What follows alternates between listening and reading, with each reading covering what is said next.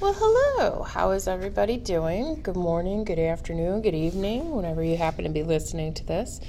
So we're starting with Chapter 4. So this will be the first of 3 lectures on Chapter 4. It'll cover pages 114 to 126. So let's get started. Maybe. There we go. Alrighty. So you have, this is going to start talking about farm families in New England and whatnot. So, of course, the husband is the head of the household. You have a book that's written in 1712 called The Well-Ordered Family by Reverend Benjamin Wadsworth of Boston. And this is controversial. He told women it was their duty to love and reverence their husbands. Of course, girls are going to learn from their mothers to be subordinate to the fathers, which means when they later get married, that's how they will treat their husbands generally. Courts actually prosecuted more women than men for the crime of fornication. So basically, it doesn't mean that the men weren't out fornicating, but women are just prosecuted more. Women are going to assume the role of the dutiful helpmate. So just basically being there to do everything to make the home a lovely place to be. So they tended gardens, they spun thread and yarn from flax and wool, they wove cloth, they knitted sweaters and stockings, they made candles and soap, they turned milk into butter. They fermented malt for beer, they preserved meats, they mastered dozens of other household tasks. So, I mean, this is the 1700s, so it's not like you can go down to the neighborhood store and buy your bread and things like that. You made all of that stuff from scratch, and that was generally the duty of the female of the home. You didn't find men often cooking for the home. Most women are going to marry in their early 20s. In the colonial society here in the Americas. And that's actually going to allow them, they get married younger, so they will have more children. Most of them would give birth 6 or 7 times by their early 40s.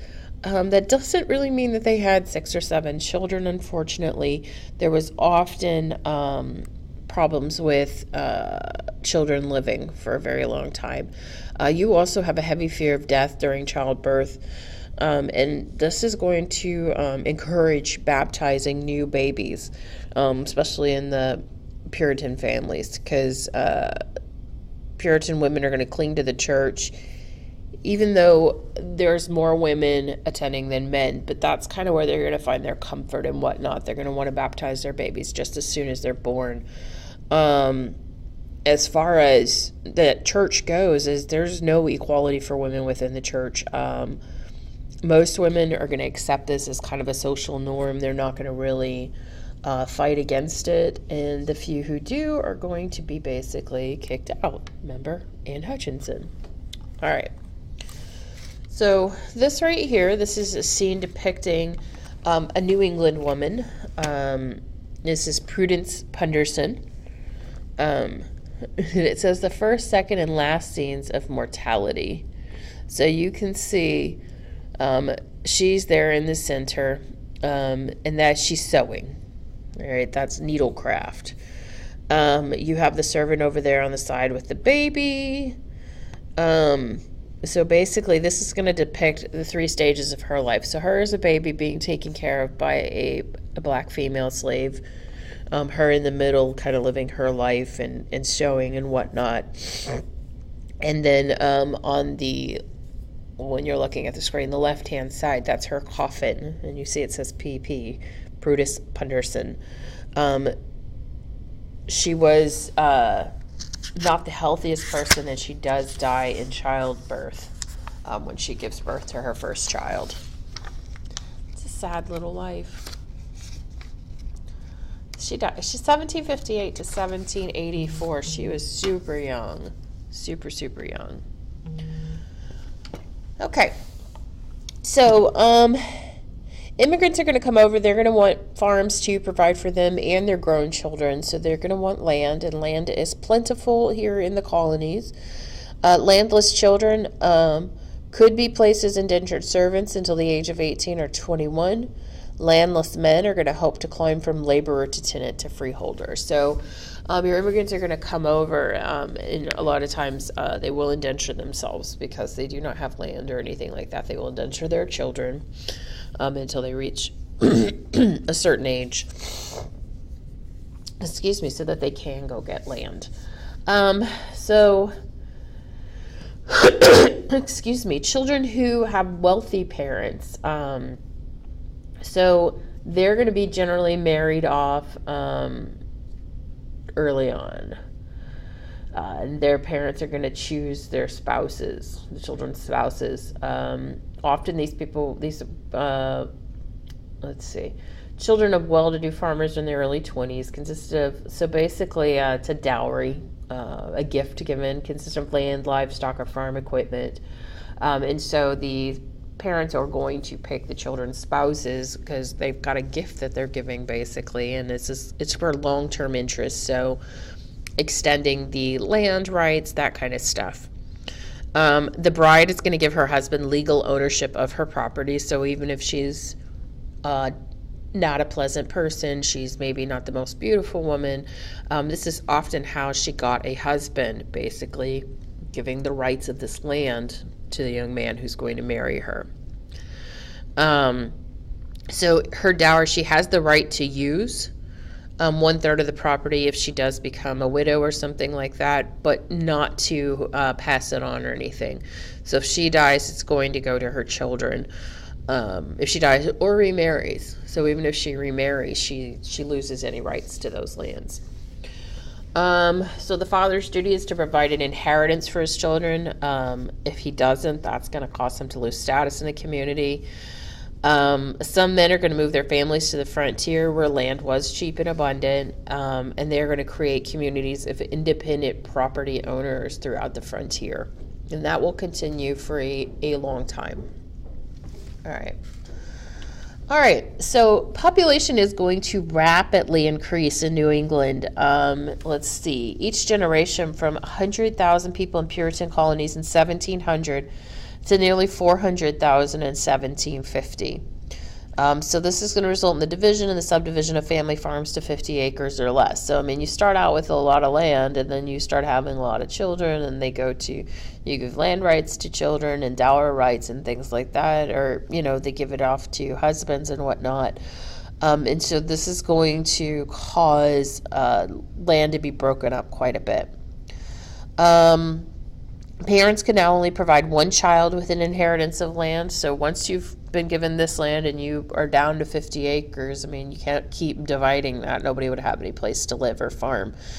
So this is going to result in parents having less control over their children. There's going to be an increase in premarital sex and marriages arranged quickly due to pregnancy, so a shotgun marriage. Couples try to limit family size or move their new families into the frontiers of central Massachusetts, so they try to have less children, or they try to go to some place where they can get more land, basically. So central Massachusetts, western Connecticut, New Hampshire, Vermont, these are all going to be places that will have more land at this point in time, which when you look at a map, it's kind of funny to think about, but this is where there's not a lot of people. Wheat and barley are going to be replaced with corn.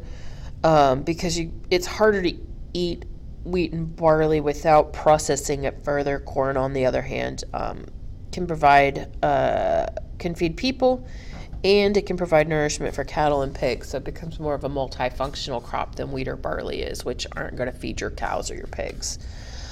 Let's see, systems of community exchange in which families swapped labor and goods, so the household mode of production. Participants are going to record debits and credits and balance their accounts by exchanging only small amounts of currency. So the currency of the time is basically trade. You don't just hand out money to buy stuff, you're trading. So you might have some eggs and somebody else might have some milk, and you might trade your eggs for the milk or something like that. Or you need help building something and somebody else needs help with their farming, and so then you would exchange services. So that is going to be more of the way things are done than by exchanging money, because money is just not readily available. They don't have like a common currency or anything like that. All right, so wanting to attract migrants to New York, which is largely inhabited by wealthy Dutch, because remember that was initially a Dutch colony. You also have English families. So landowners are going to grant long leases and the rights to sell improvements, so their houses or their barns or whatever, to subsequent tenants. So basically, you get the land rights for a certain amount of time from the landowner. If you build a house or something and then you decide you're going to move, you can sell your house to the next person, but the landowner still owns the land. I hope that makes sense. If not, ask a question. Population is going to grow slowly because migrants desire to own land. So they're not trying to have a lot of babies or anything like that. They want to keep onto their land. New tools such as the cradle scythe in 1750s is going to increase the amount of grain produced, but not enough to enable quick profits in land ownership. So you'll find up in the New England colonies and even into the middle colonies, they're not going to have the cash crops that the Southerners have. All right. The early Quakers settled in Pennsylvania, New Jersey, if we recall. They built simple homes. They got by with very little. But by the 1760s, wealthy landowners in eastern Pennsylvania, are using slaves and poor immigrants on their farms. So you get a new group of agricultural capitalists forming out of men who are landlords, speculators, storekeepers, large-scale farmers. Their presence is going to mark the divisions between the social classes in the region. So you have your landowners, and then now you're going to have your workers. And so that's going to start to divide society. Again, a lot of this is based on wealth. So the more money you have, the more social status you have. The less money you have, the less social status. And this is unique in the colonies. This is not how it's done in Europe. Europe, you're kind of born into. I would say it's true in Italy because of the mercantilism and whatnot that occurs through trade, but definitely not in England. This is definitely not the society most of these people are used to. Okay, so we are going to start to get a lot of ethnic diversity. So the city of Philadelphia has more than 12 religious denominations present in that 1748, and that's because the Quakers are the first ones to settle that area. They're very open to other religions. They're very open to the diversity. Migrants are going to marry within their ethnic groups, so basically a German immigrant's going to marry a German immigrant, an English person, etc., etc. Large population of wealthy Quakers are going to help to shape the culture of Pennsylvania and western New Jersey. Quakers are often pacifist, meaning they don't want to get involved in any kind of conflict or anything like that. Many of them are going to purchase land from Native Americans rather than just stealing it. They're going to actually exchange goods or money or something like that. They are going to advocate the abolition of slavery, which there's not a lot of people in the 1700s advocating for the abolition of slavery. It's still not new, but, newer. And people need the labor, so they're not going to be advocating for it.